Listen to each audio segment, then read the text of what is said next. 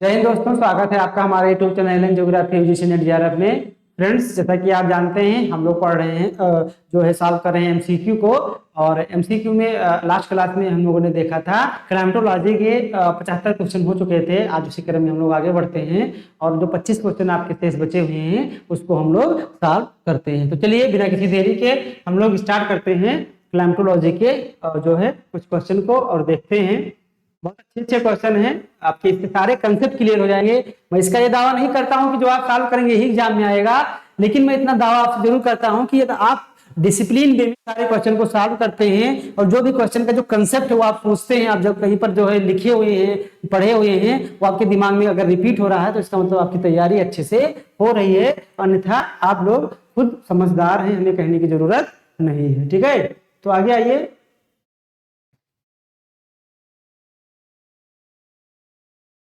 Question number 75 हम लोगों ने देख लिया था, जो है लास्ट इसमें मेडिटेरियन का क्वेश्चन था कि मेडिटेरियन क्लाइमेट में क्या कैसी घटनाएं घटित होती हैं। ठीक है, उसी के आगे आज हम लोग क्वेश्चन नंबर 76 से बात करते हैं। 76 क्वेश्चन नंबर कह रहा है कि which one of the following is not to affect the atmospheric pressure, यानी इसमें से कौन सा ऐसा फैक्टर है, कारक है जो एटमॉस्फेरिक प्रेशर होता है, जो वायुमंडलीय दबाव होता है, उसको प्रभावित क्या करता है, नहीं करता है। नाट वाला चश्मा जरूर देखना है। ये आपको बताना है कि कौन सा ऐसा फैक्टर है जो वायुमंडलीय जो दबाव होता है उसको प्रभावित नहीं करता है। ऑप्शन है एल्टीट्यूड यानी ऊंचाई, presence of water vapour, water vapour की उपस्थिति एटमॉस्फेयर में। अगला है टेम्परेचर यानी तापमान, और डी है आपका रेनफॉल यानी वर्षा। इसमें आपको ये बताना है कि कौन सा ऐसा कारक है जो क्या करता है, एटमॉस्फेरिक प्रेशर को प्रभावित नहीं करता है। तो ऑप्शन क्या है, D is the right answer. Rainfall, वर्षा किसी भी प्रकार से एटमॉस्फेयर के जो दबाव होता है, एटमॉस्फेरिक प्रेशर होता है, उसको प्रभावित नहीं करता है। अगला क्वेश्चन है the rain fed and rain shadow areas are the characteristics of the, यानी जो रेन शैडो जोन होते हैं, ठीक है, तो रेन शैडो जोन यानी जो वर्षा छाया क्षेत्र होते हैं, ठीक है, तो वर्षा छाया क्षेत्र किसकी विशेषता होती है, किस प्रकार की वर्षा की। ऑप्शन है साइक्लोनिक रेनफॉल, चक्रवातीय वर्षा, कन्वेक्शनल रेनफॉल जो है संवहनीय, पर्वतीय वर्षा, या थर्मल रेनफॉल तापीय वर्षा। तो आपको बताना है किस प्रकार की वर्षा में रेन शैडो जोन बनता है। तो किस प्रकार के ट्रैफिक जोन हम लोगों ने देखा है कि जो पर्वतीय वर्षा होती है तो जिधर से हवा जो है पर्वतों पर चढ़ती है जिसको विंड वार्ड बोलते हैं, उधर तो वर्षा होती है, लेकिन जिधर से हवा उतरती है जिसको ली वार्ड बोलते हैं, वहां पर शुष्कता के कारण जो है वर्षा नहीं होती है। उस एरिया को क्या बोलते हैं, जो है हिल शैडो जोन बोलते हैं। ठीक है, या रेन शैडो जोन बोलते हैं। तो राइट आंसर क्या हो गया इसका राइट आंसर हो गया आपका orographic rain, C is the right answer. Question number 78 आपका क्या है, मैच द फॉलोइंग दिया हुआ है। इसमें एक तरफ हवा दी है और दूसरी तरफ आपको क्या करना है, मिलान करना है। तो लू कहां प्रवाहित होती है, लू भारत में प्रवाहित होती है, पाकिस्तान में, यानी कहां प्रवाहित होती है, राजस्थान के डिजर्ट में। ठीक है, दूसरा है खमसिन, खमसिन कहां प्रभावित होती है, आपके इजिप्ट यानी मिस्र में प्रभावित होती है। चिनूक कहां है, चिनूक रॉकी माउंटेन पे एक गर्म हवा है, और फोन कहां पर है, स्विट्जरलैंड में आल्प्स पर्वत पे। जितनी भी हवाएं हैं ये सारी हॉट हवाएं हैं, ठीक है, वार्म हवाएं हैं, और इसका आप मिलान इस तरह हो जाएगा। राइट आंसर क्या है आपका 3, ठीक है, 4 1 2, 3 4 1 2 इज द राइट आंसर। चलिए देखते हैं कि कौन सा ऑप्शन सही है। 3 4 1 2, 3 4 1 2 क्या है, B is the right answer. B में आपका क्या है, 3 4 1 दिया हुआ है। अगला क्वेश्चन कह रहा है which one of the following is not a factor that affect wind, कौन सा ऐसा कारक है जो विंड को क्या करता है, अफेक्ट नहीं करता है, प्रभावित नहीं करता है। नाट वाला चश्मा आप लोग देख सकते हैं। ऑप्शन है pressure gradient, pressure gradient wind को प्रभावित नहीं करता है, यानी वायुदाब प्रवणता, फ्रिक्शन घर्षण, मैग्नेटिज्म, मैग्नेटिज्म का मतलब हुआ चुंबक का प्रभाव, और कोरियालिस फोर्स यानी कोरियालिस बल। तो आपको बताना है कि कौन सा फैक्टर है जो क्या करता है, आपकी विंड को, जो विंड होता है उसको अफेक्ट नहीं करता है। तो राइट आंसर क्या है, C is the right answer. Magnetism यानी चुंबक किसी भी प्रकार के विंड को प्रभावित नहीं करता है, प्रेशर ग्रेडियंट तो आप जानते हैं, अगर कम ज्यादा होगा तो उसी से विंड फ्लो करती है। फ्रिक्शन से विंड की स्पीड कम होती है, और कोरियोलिस से क्या होता है, विंड की जो डायरेक्शन होती है वो जो है दाएं या बाएं मुड़ती है। अगला क्वेश्चन है, वेस्टर्लीज आर एग्जाम्पल ऑफ, जो वेस्टर्ली है, पछुआ हवा है, वो किसका उदाहरण है? ऑप्शन है आपका माइक्रो एटमॉस्फेरिक मोशन, ये माइक्रो हवा है, सूक्ष्म हवा है, टॉर्नेडोज है। माइक्रो का मतलब हो गया बड़ी हवा, ठीक है, बड़े लेवल की। माइक्रो स्केल यानी छोटे लेवल की हवा है, या गस्ट, या एक प्रकार का क्या है, गस्ट है, ठीक है, जो बहुत ही सीमित जोन में पाई जाती है। तो इसका राइट आंसर क्या हो जाएगा कि जो वेस्टर्ली है वो क्या है, माइक्रो लेवल की हवा है। माइक्रो लेवल का क्या है, वो बड़े लेवल पे क्या है, एक एटमॉस्फेरिक गति है। हम लोग ने हवा को क्लासिफिकेशन में अच्छे से देखा था, ठीक है। क्वेश्चन नंबर 81 कह रहा है कि seasonal contrast in pressure between land and sea gives rise to, यानी लैंड यानी स्थलीय और जलीय भागों में जो मौसमी क्या होता है, कंट्रास्ट होता है, परिवर्तन होता है, किसमें, आपके प्रेशर में, वायुदाब में। एक सीजन में लैंड पे ज्यादा जो है प्रेशर होगा, एक सीजन में वाटर पे ज्यादा होगा, ऐसे ये बदलता रहता है। तो ये जो सीजनल कंट्रास्ट पाया जाता है, कारण क्या है, इसके कारण क्या उत्पन्न होता है? ऑप्शन है मानसून विंड्स उत्पन्न होती है, वेस्टर्ली उत्पन्न होती है, लैंड एंड सी ब्रीज उत्पन्न होती है, ट्रेड विंड्स उत्पन्न होती है। ये आपको बताना है। तो इसका राइट आंसर क्या है? राइट आंसर है मानसूनल विंड। क्या होता है? Monsoonal wind. एक जो है यहाँ पर दूसरा ऑप्शन भी दिया हुआ है आपका लैंड एंड सी ब्रीज। तो लैंड एंड सी ब्रीज का कारण सीजनल वेरिएशन नहीं है, बल्कि वो डेली वेरिएशन है, ठीक है। सीजन का मतलब हो गया कुछ दिन, ठीक है, कुछ महीना। तो जो आपका मानसून है वो 6 महीने बाद देखिए कि अपनी दिशा बदल देता है, क्योंकि लैंड और जो है सी का जो सरफेस का टेम्परेचर है, प्रेशर है, वो चेंज हो जाता है। तो राइट आंसर क्या है? A is the right answer. अगला क्वेश्चन कह रहा है कि which term is used to describe the convention of a solid directly to gas without passing through the liquid state. यानी इसमें से कह रहा है कि कौन सा ऐसा टर्म है जो ये बताता है कि जो कन्वेंशन होता है, परिवर्तन होता है, डायरेक्ट क्या होता है, सॉलिड से गैस में चला जाता है। क्या होता है? सॉलिड से वो गैस बन जाता है, लिक्विड नहीं बनता है। ऑप्शन है इवेपोरेशन, कंडेंसेशन, अगला ऑप्शन है सब्लिमेशन या फ्रीजिंग। तो आपको बताना है क्या होता है। अगर उसको गर्म किया जाए ठोस को डायरेक्ट, तो वो गैस में बदल जाएगा। फॉर एग्जाम्पल आपका कपूर। तो इसको क्या बोलते हैं? इसको बोलते हैं सब्लिमेशन, ऊर्ध्वपातन। क्या बोलते हैं? पातन, ठीक है। अगला क्वेश्चन कह रहा है कि कंसीडर द फॉलोइंग स्टेटमेंट। इसमें कुछ स्टेटमेंट दिए गए हैं, ठीक है।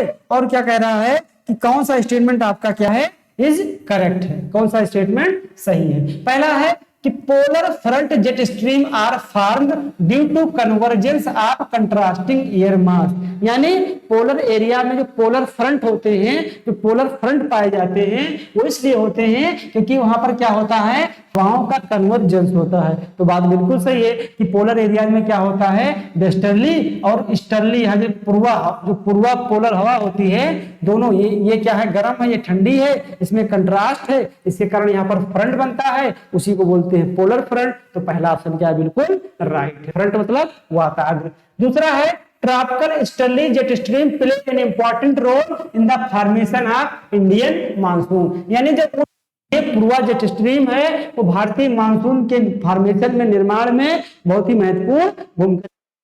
ये बात क्या है, बिल्कुल सही है कि गर्मी में क्या होता है, तिब्बत पे ज्यादा हीटिंग हो जाती है और तिब्बत से गर्म होकर हवाएं ऊपर उठती है, जेट बनती है और इंडियन ओशन में उतरती है। इंडियन ओशन में उतरने के कारण इंडियन ओशन का प्रेशर वो बढ़ जाता है और प्रेशर बढ़ने के कारण तेज हो जाता है, ठीक है। तो दूसरा ऑप्शन भी बिल्कुल क्या है, राइट है। तीसरा कह रहा है कि रासबी वेव किसे बोलते हैं, जो आपका जेट स्ट्रीम में जो वेव्स बनती हैं, ठीक है, at distinguished by high zonal strength. यानी जब रासबी वेव्स होती हैं, उनका जो जोनल इंडेक्स होता है वो हाई होता है। ये बात सही नहीं है, बात क्या है, गलत है, ठीक है। जैसे रासबी वेव्स क्या होती है, कुछ इस तरीके से ट्रेवल करती है, तो इसको रासबी वेव बोलते हैं। पहले क्या होता है, इस रूप में ट्रेवल करती हैं। तो ये वेव्स जो है, देखिए अगर कोई वेव्स है तो वेव्स कितना एरिया कवर कर रहा है, अगर इसको देखा जाए तो इतना एरिया कवर कर रहा है, ये बात किया जाए तो इतना एरिया कवर कर रहा है। तो इसका जो जोन है अब पहले की तुलना में क्या हो गया है, कम हो गया है, ज्यादा नहीं हुआ है, इसलिए ये स्टेटमेंट क्या है आपका रॉन्ग है। तो आपका सही क्या हो जाएगा 1 और 2। ठीक है, तो राइट आंसर क्या हो जाएगा आपका, राइट आंसर आपका हो जाएगा 1 और 2। इसका मतलब ये है D is the right answer. इसका ऑप्शन क्या सही हो जाएगा, D is the right answer. ठीक है, क्वेश्चन नंबर 84 क्या कह रहा है कि which of the following is not correct about anti cyclone. Anti cyclone के बारे में, पथ चक्रवात के बारे में क्या सही नहीं है। ऑप्शन है anti cyclone result in the stability of air. Anti cyclone के कारण हवा में स्टेबिलिटी आती है, हवा स्थिर हो जाती है, तो ये तो बात बिल्कुल सही है। चश्मा आपको लगाना है नाट का, पूछ रहा है नाट, तो पहला तो ऑप्शन सही है। दूसरा है anti cyclone are smaller in the extent than cyclone. Anti cyclone cyclone से छोटे होते हैं, बस यही बात है, बिल्कुल गलत है ये, यानी बी इसका सही हो जाएगा, क्योंकि एंटी साइक्लोन जो होते हैं वो साइक्लोन से क्या होते हैं, बड़े होते हैं। तो राइट आंसर क्या है बी, क्योंकि ऑप्शन नॉट करेक्ट पूछा गया है। ठीक है, अगला हेल स्टोन इज, यानी जो ओला होता है, हेल स्टोन होता है, वो क्यों होता है, इसका कारण आपको बताना है, या क्या होता है ये बताना है। पहला है लिक्विड ड्रॉपलेट्स इन अ क्यूमुलोनिम्बस क्लाउड, यानी जो क्यूमुलोनिम्बस क्लाउड होते हैं, ठीक है, कपासी मेघ होते हैं, उस कपासी मेघ में जो वाटर ड्रॉपलेट्स होते हैं उनको हेल कहते हैं। बात बिल्कुल गलत है, वो तो हेल होते नहीं है। टाइप ऑफ रॉक, एक प्रकार की चट्टान है, तो कितना बेवकूफ बना रहा है एग्जामिनर, आप देख सकते हैं चट्टान तो किसी प्रकार का हेल स्टोन होता ही नहीं है। An irregular lump of ice formed during a thunder, ये आपका क्या है, राइट आंसर है। एक प्रकार का ये लंप होता है, कण होता है, इसका इरेगुलर होता है, इसका कोई साइज जो है एक ही साइज का होता है। ठीक है, और रेगुलर भी नहीं कि हमेशा ये बनेगा ही, किसके दौरान, थंडर स्टॉर्म, यानी जब थंडर स्टॉर्म होता है, गरज चमक होती है, तो उसी दौरान जो बनते हैं आपके, जो कण बनते हैं, ठोस कण बनते हैं, उन्हीं को क्या बोलते हैं, आपके हेल स्टोन बोलते हैं। तो राइट आंसर क्या है, C is the right answer. Question number 86 कह रहा है the strongest wind in a hurricane are found in. कहीं हरिकेन क्या है, तो हरिकेन एक प्रकार का आपका ट्रॉपिकल साइक्लोन है। क्या है, ट्रॉपिकल साइक्लोन है। तो कह रहा है हरिकेन में जो विंड है वो सबसे स्ट्रांग, सबसे तेज किस एरिया में होती है। ऑप्शन ए है द आई, ठीक है, आप हरिकेन ट्रॉपिकल साइक्लोन है, तो ट्रॉपिकल साइक्लोन में तो आपको पता है एक आई होता है, ठीक है, आई में होता है कि the spiral bands of thunderstorm के जो दोनों तरफ स्पाइरल बैंड होंगी उसमें होगा, या द आई वॉल में होगा, आई के बगल एक वॉल होती है, हम लोगों ने इसकी संरचना में देखा था, या द स्टर्ली डेप्स में होती है। तो सबसे ज्यादा आई वॉल ऑफ हरिकेन, जो हरिकेन का आई है, इसके बगल में जो यहाँ पर हवाएं नीचे से ऊपर उठती हैं, इसको बोलते हैं आई वॉल। आई वॉल में क्या होता है, हवाएं तेजी से ऊपर उठती हैं, और जो स्पाइरल बैंड होता है, यहाँ पर वर्षा क्या होती है, बहुत ही ज्यादा होती है। हम लोगों ने स्ट्रक्चर में अच्छे से इसको देखा था। तो राइट आंसर क्या है, C is the right answer, यानी 86 का सी। ठीक है, आगे देखते हैं।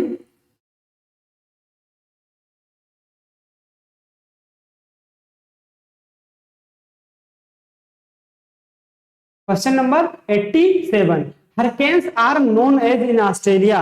हरिकेन क्या है, एक प्रकार का ट्रॉपिकल साइक्लोन है। तो ट्रॉपिकल साइक्लोन जो होता है उसको ऑस्ट्रेलिया में क्या कहा जाता है। ऑप्शन है typhoon, typhoon, cyclone, none of these. तो हरिकेन को ऑस्ट्रेलिया में क्या कहा जाता है, आप लोग बताइए कि जो हरिकेन है उसको ऑस्ट्रेलिया में क्या कहा जाता है। तो हरिकेन को ऑस्ट्रेलिया में कहा जाता है बिली बिली। बिली बिली दिया नहीं है, बिली बिली जब दिया नहीं तो क्या हो जाएगा, नन ऑफ दीज। क्योंकि टाइफून कहाँ कहते हैं, टाइफून दक्षिणी चीन सागर में कहते हैं। टाइफू कहाँ कहते हैं हरिकेन साइक्लोन को, जापान में। और साइक्लोन तो इंडिया, पाकिस्तान, बांग्लादेश सब में कहते हैं। ठीक है, तो ऑप्शन क्या हो जाएगा, D is the right answer. यहाँ पर एक असर्शन दिया हुआ है, एक रीजन दिया हुआ है, मोस्ट इंपॉर्टेंट क्वेश्चन आपके एग्जाम पॉइंट ऑफ व्यू से। ठीक है, तो इसको आइए हम देखते हैं। असर्शन कह रहा है कि mid latitude cyclone are low pressure system travelling from east to west across the mid latitude in both hemisphere. ये कह रहा है कि जो मिड लैटिट्यूड के साइक्लोन होते हैं वो लो प्रेशर जोन होते हैं, जो कि किधर ट्रेवल करते हैं, दोनों ही गोलार्धों में आपके। ठीक है, बोथ हेमिस्फीयर यानी ईस्ट टू वेस्ट, यानी पूरब से कहा चलते हैं, पश्चिम की तरफ चलते हैं। तो ये बात क्या है, सही है कि गलत है? ये बात बिल्कुल ही गलत है, क्योंकि जो मिड लेटीट्यूड के साइक्लोन होते हैं जो कि किधर पाए जाते हैं 30 से 60 डिग्री में, वो किधर चलते हैं, वेस्टर्ली के प्रभाव में वेस्ट टू ईस्ट चलते हैं, ना कि ईस्ट टू वेस्ट। देखिए यहाँ पर केवल दिशा को चेंज कर दिया, बाकी सारी बातें वही कहा है। आप कंफ्यूज हो जाएंगे, केवल दिशा अगर आपको याद नहीं है तो आपका क्या हो गया, ये ईस्ट टू वेस्ट लिख दिया, कि होना क्या चाहिए वेस्ट टू ईस्ट, क्योंकि जो मिड लेटीट्यूड के साइक्लोन होते हैं वो किधर चलते हैं, वेस्ट टू ईस्ट चलते हैं। तो ये ऑप्शन क्या हो गया आपका, यहीं पर गलत हो गया। फिर कह रहा है कि most mid latitude cyclones have a cold front, है जो मिड लेटीट्यूड साइक्लोन होते हैं वो फ्रंट के कारण ही बनते हैं, और फ्रंट पे दो हवाएं होंगी तो एक कोल्ड फ्रंट बनेगा, एक वार्म फ्रंट बनेगा। यानी ए क्या है, A is false and but R is true, यानी डी इज द क्या हो गया, राइट ऑप्शन हो गया। ठीक है, अगला क्वेश्चन कह रहा है कि which one of the following is the correct average slope of a typical front weather phenomena, यानी टिपिकल वेदर फिनोमेना जब बनता है तो उसमें जो फ्रंट होता है उसकी स्लोप कितनी होती है, 1:150, 1:100, 1:100, 1:50 या 1:5। तो इसका राइट आंसर क्या है, 1:100। ठीक है, क्या होता है, 1:100 होता है। अगला क्वेश्चन है 90 नंबर, ये कह रहा है कि in which following of areas the main centre of hurricane Matthew that occurred in Caribbean sea in first week of October 2016 was located, यानी 2016 में मैथ्यू नाम का एक जो है हरिकेन आया था यूएसए में। तो ये कह रहा था कि उसका मेन सेंटर जो था वो कहां था, यूएसए में। ऑप्शन है Florida, Georgia, south Carolina, south west Haiti. तो इसका थोड़ा सा पुराना क्वेश्चन है, टाइप कर दिया टाइपिस्ट ने, तो इसका आंसर क्या है, फ्लोरिडा। साइक्लोन जितने भी इंडिया में आए हैं आपको पता होने चाहिए, एक क्वेश्चन आना आपके एग्जाम में तय है। ठीक है, अगला क्वेश्चन कह रहा है, इसको देखते हैं, बहुत इंपॉर्टेंट क्वेश्चन है असेशन रीजन का। कह रहा है कि hurricanes can not develop along the equatorial region, यानी जो आपके हरिकेन होते हैं, ट्रॉपिकल साइक्लोन होते हैं, वो इक्वेटर के पास डेवलप नहीं हो सकते हैं। बात सही है कि गलत है, बिल्कुल बात ही सही है कि विषुवत रेखा के पास डेवलप नहीं हो सकते हैं। क्यों नहीं डेवलप हो सकते हैं, क्योंकि इक्वेटर के पास कोरियालिस फोर्स बहुत ही क्या है, कम यानी शून्य है। ठीक है, दूसरा कह रहा है कि Coriolis force is it maximum over equator, equator पे कह रहा है कोरियालिस बल जो होता है वो मैक्सिमम होता है। तो ये बतिया तुम्हारी क्या है, बिल्कुल ही गलत है कि मैक्सिमम कहां होता है, पोल पे होता है। ठीक है, तो A is true but R is false, is the right answer is C. C क्या है आपका करेक्ट आंसर है। अगला क्वेश्चन है, ये भी आपके लिए बहुत इंपॉर्टेंट है, एक्सेप्शन रीजन का क्वेश्चन है। कह रहा है कि when two contrasting air mass converge with each other the warmer air mass pushed upward the colder mass। ठीक है, यानी ये कह रहा है कि जब दो कंट्रास्टिंग एयर मास आपस में मिलती है, यानी एक ठंडी एक गर्म, तो क्या होता है कि जो वार्म एयर मास होती है is pushed upward the colder air mass, यानी कोल्डर एयर मास जो कोल्ड एयर मास होती है वो वार्म एयर मास को क्या करती है, पुश करती है, तेजी के साथ ऊपर ढकेलती है। तो ये बात क्या है, बिल्कुल सही है। यदि आपका फ्रंट का कंसेप्ट क्लियर होगा तो सही होगा, नहीं तो आप संविधान मौन करके बैठे रहेंगे। ठीक है, अगला है कि there is no rainfall in stationary front, जो स्टेशनरी फ्रंट होता है इसमें एक दूसरे के सामने खड़े रहते हैं तो किसी प्रकार की हलचल नहीं होती है, तो उसको स्टेशनरी फ्रंट कहते हैं। तो उसमें किसी प्रकार की वर्षा नहीं होती, ये भी बतिया बिल्कुल क्या है, सही है। लेकिन दोनों का संबंध अलग अलग है, इसलिए इसको एक्सप्लेन नहीं करेगा। तो इसका ऑप्शन हम लोग क्या मान लेते हैं, ए में मान लेते हैं कि एक्सप्लेन करेगा, बी में मान लेते हैं एक्सप्लेन नहीं करेगा। दोनों सही है, यानी बी क्या है राइट आंसर, इसका हम मान लेते हैं। इसमें टाइपिंग मिस्टेक होने के कारण ऑप्शन इसमें नहीं दिया हुआ है। ठीक है, अगला क्वेश्चन क्या कह रहा है, अगला क्वेश्चन आपसे कह रहा है कि identify the correct normally occurring life cycle of frontal depression from the following, यानी जो फ्रंटल डिप्रेशन होते हैं, ठीक है, उनका नॉर्मल जीवन कितना होता है, टाइम का कितना होता है। फ्रंटल सकते हैं, ठीक है, छोटा साइक्लोन मान सकते हैं। तो इसकी अवधि कितनी होती है? 1 से 2 दिन, 2 से 3 दिन, 3 से 4 दिन, 4 से 5 दिन। तो राइट आंसर क्या है? 3 से 4 दिन। जो फ्रंटल डिप्रेशन होते हैं, एक छोटे साइक्लोन होते हैं, उनकी अवधि कितनी होती है, लाइफ साइकिल कितना होता है उनका? उनका होता है 3 से 4 दिन, ठीक है। 93 के बाद 94 क्वेश्चन कह रहा है कि hurricane carries which are the following Beaufort scale. Beaufort क्या माना जाता है? हरिकेन का जो है तीव्रता मापी जाती है। तो हरिकेन अगर देखा जाए ब्यूफोर्ट स्केल पे, उसका मान कितना होता है? तो कितना है? 9, 10, 11, 12। तो इसका मान कितना है? राइट आंसर आपका क्या है? D is the right answer. इसका मान कितना है? 12 है, ठीक है। क्वेश्चन नंबर 95, इसको हम लोग देखते हैं। 95 नंबर असर्शन रीजन का क्वेश्चन है कि tropical cyclones have a life span of about 1 week. ये कह रहा है कि जो ट्रॉपिकल साइक्लोन होते हैं, उष्णकटिबंधीय चक्रवात होते हैं, जो उनका लाइफ साइकिल है वो लगभग कितना होता है? 1 सप्ताह का होता है लगभग। क्योंकि ये कह रहा है they can produce low amount of rainfall atmospheric pressure. ये कह रहा है कि ये जो आपके दे कैन यानी ये जो आपके ट्रॉपिकल साइक्लोन होते हैं, ये लो अमाउंट में वर्षा को क्या कर सकते हैं? यानी कम बारिश कर सकते हैं। क्यों? कि लो एटमॉस्फेरिक प्रेशर के कारण, ठीक है। यानी अगर कम वायुमंडलीय दबाव है तो कम वर्षा ये क्या कर सकते हैं? प्रोड्यूस कर सकते हैं। तो पहला तो क्या है आपका? बिल्कुल सही है कि इनकी जो लाइफ साइकिल होती है वो लगभग 1 सप्ताह होती है। लेकिन दूसरा स्टेटमेंट टोटली रॉन्ग है। क्यों? क्योंकि जो इनका एटमॉस्फेरिक प्रेशर से किसी प्रकार का लेना देना नहीं होता है। जो धरती है उसी से क्या होता है कि ये ट्रेवल करते हैं। तो इसमें क्या हो जाएगा कि ए इज राइट है, लेकिन आर क्या है आपका? फॉल्स है। तो सी क्या हो जाएगा? आपका राइट आंसर हो जाएगा। अगला क्वेश्चन कह रहा है कि meteorologist group tropical cyclone into their main category according to.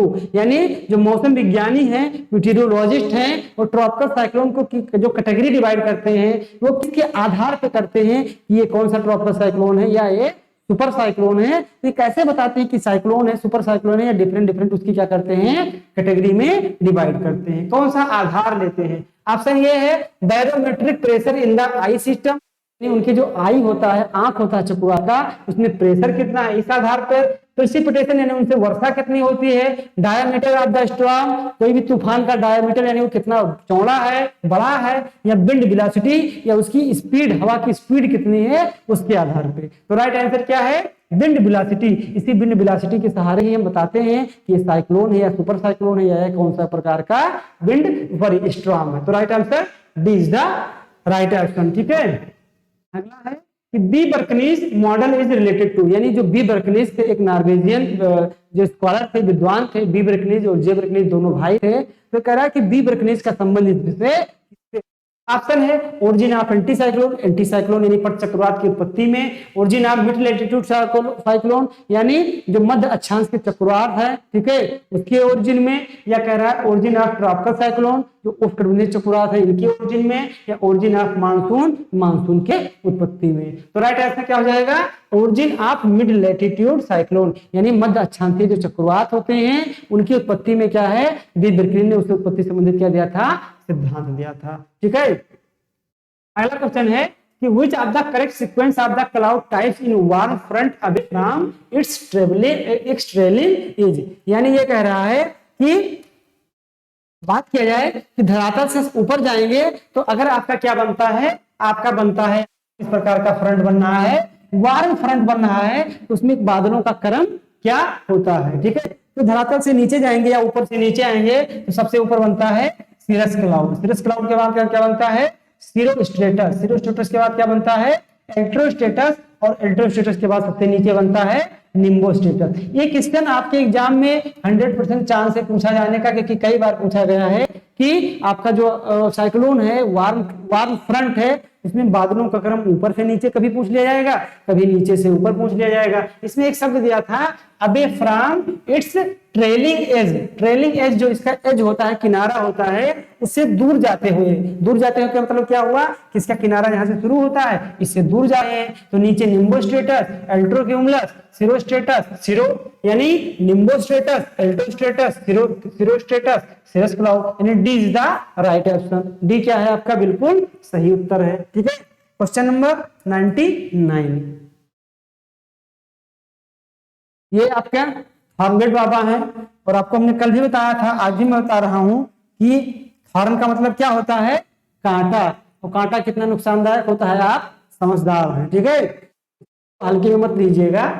एक तरफ दिया है आपका जो है फार्मगेट का टेम्परेचर क्षेत्र, ठीक है, टेम्परेचर वाला एरिया, और इन्होंने टी इंडेक्स निकाला था, तापीय प्रभाव निकाला था, ठीक है। तो टी इंडेक्स के आधार पे इनको बताना है कि कौन सा ये किस रीजन में कितना तापमान बताए थे। हम लोगों ने देखा था फार्मगेट को पढ़ते समय, ठीक है, तो उसमें जैसे जैसे विषुवत रेखा से दूर जाते थे जो टी इंडेक्स का मान था सब, यानी अगर टुंड्रा में पहुंच जाएंगे तो टी इंडेक्स का मान सबसे कम हो जाएगा, टैगा में रहेंगे तो उससे थोड़ा सा ज्यादा रहेगा, ठीक है। और माइक्रोथर्म और मेसोथर्म, पहले क्या पड़ेगा आपका कि जो है मेसोथर्म, ठीक है, 0.5 और माइक्रोथर्म, ठीक है। तो माइक्रोथर्म का क्या हो जाएगा, इससे थोड़ा सा ज्यादा हो जाएगा 32 से 63, और सबसे ज्यादा हो जाएगा मेसोथर्म। यानी ऑप्शन क्या हो जाएगा 3 4 1 2, 3 4 1 2। आप लोग कमेंट करके बताइए कि इनका जो टी सूचकांक इन्होंने निकाला था उसका फार्मूला आपको कमेंट करके बताना है। जितनी भी बातें आपको बताई जा रही हैं आपके एग्जाम पॉइंट ऑफ व्यू से इंपॉर्टेंट है, आपसे जो क्वेश्चन पूछा जा रहा है अगर आप लोग ईमानदारी से उसको कमेंट करते हैं तो इसका मतलब है कि वो आपको आता है। अगर आप ये हैं कि हम तो बहुत बड़े क्या हैं, क्लाइमेटोलॉजिस्ट हैं, हम तो बी बर्कनीज हैं, जे बर्कनीज हैं, कोपेन तो कुछ नहीं थे, कोपेन के हम बाप पिताजी हैं, कोपेन क्या थे, हमको तो क्लाइमेटोलॉजी बहुत याद आती है। तो आप लोग इसका आकलन स्वयं बैठकर कीजिए, जो भी क्वेश्चन आपसे पूछा जा रहा है। हम आपसे अचानक से पूछ ली कि टी इंडेक्स का फॉर्मूला, और इसके लिए आपको खोलना पड़ रहा है, तो ये आपके लिए काफी क्या है, बेहद शर्म वाली बात है कि आपको है। बस आप लोग हवाई बात करें कि एग्जाम में आएगा तो हम तो आसानी से कर ले जाएंगे। ये काम आपसे जो है अगर नहीं हो पा रहा है तो इसका मतलब कहीं ना कहीं आप अभी तैयारी में काफी क्या है पीछे। तो आप लोग कमेंट करके बताइए बिना किताब देखे टी इंडेक्स का फार्मूला आता है या नहीं आता है। तो राइट आंसर क्या है 3 4 1 2, ठीक है। तो इसको देखते हैं कि कौन सा ऑप्शन सही है इसका, 3 4 1 2 यानी सी इज द राइट ऑप्शन। इसके बाद अगला क्वेश्चन है, ये खत्म हो रहा है आपकी क्लाइमेटोलॉजी। यहाँ पे क्या हो रहा है 99 क्वेश्चन ही थे टोटल मिला के। तो आज हम लोगों ने पूरा क्लाइमेटोलॉजी का 100 क्वेश्चन जिसको हमने 3 भागों में बांट कर देखा, अच्छे से देख लिया है, ठीक है। अब इसके बाद हम लोग स्टार्ट करेंगे ओशनोग्राफी, और ऐसी क्रम में हम लोग आगे बढ़ते रहेंगे। और आप लोग इसको देखिए, वीडियो को देखिए, ठीक है, वीडियो को शेयर कीजिए, अच्छा लगे तो लाइक कीजिए। और जो भी आपसे पूछा जा रहा है, जिस डायमेंशन पे आपके बात की जाती, आप लोग को पेशेंस बना के आपको क्या करना है, जो है क्वेश्चन को देखना है। क्वेश्चन देखने का केवल एक मकसद है आपका कि क्या आपका टॉपिक तैयार है या नहीं तैयार है। क्वेश्चन बहुत हार्ड बना दिया जाए कि आप कर ही ना पाए तो क्या आप उससे खुश रहेंगे, उसका कोई मतलब नहीं है। कि क्वेश्चन कराने का एक मतलब है कि आपका टॉपिक रेडी है या रेडी, ठीक है। तो आप लोग देखिए, आप लोग बने रहिए हमारे साथ, मिलते हैं अपने नेक्स्ट वीडियो के साथ। All the best.